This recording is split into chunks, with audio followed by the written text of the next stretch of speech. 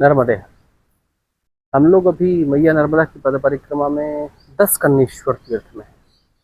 10 कन्नेश्वर तीर्थ की कहानी कुछ इस प्रकार की है कि एक बार परम तपस्वी भगवान बोले शंकर ने कुछ तपस्वियों जो कुछ तपस्या में थे, उन तपस्वियों को ये देखने के लिए कि उनकी तपस्या कितनी प्रगाढ़ है, एक रूप धरा था। एक रूप धर के वो कहीं बुजुर्ग का रूप धरे, कुछ अपनी विद्याओं से कुछ कन्याओं का रूप उन्होंने तैयार किया और इन तपस्वियों के पास पहुंचे, जो तपस्वी यहाँ विराज रहे थे, मैया नर्मदा की प्रार्थना में थे। उन्होंने बुजुर्ग रूप धरे, उन अब स्वयं के बुजुर्ग रूप धरे उन तपस्वियों से कहा कि मैं बूढ़ा हो चुका हूँ और मेरी ये कन्याएं हैं जो बड़ी सुंदर हैं, बड़ी शोभा युक्त हैं, बड़ी अच्छी गृहिणी हो सकती हैं, मेरे पास कुछ धन जमीन सब कुछ है, आप ले लें और इन कन्याओं से विवाह कर लें। वो तपस्वी कहीं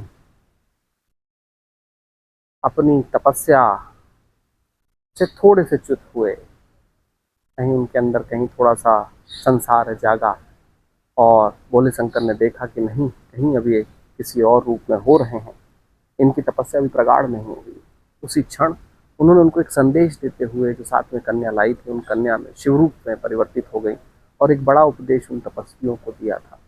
10 कन्नेश्वर महादेव तपस्वियों की भूमि रही है। तपस्या के क्षेत्र के अनेक अलंकरण यहाँ से पैदा हुए हैं। असल में माना यह जाता था कि जो तपस्या के क्षेत्र में है और अगर वो 10 कन्नेश्वर आकर इस तीर्थ में आकर भगवान भोलेनाथ की प्रार्थना और तपस्या करता है तो उसके जीवन में तपस्या का बल प्रगाढ़ होता है। तो कहीं 10 कन्नेश्वर तीर्थ से आज का नर्मदेहर।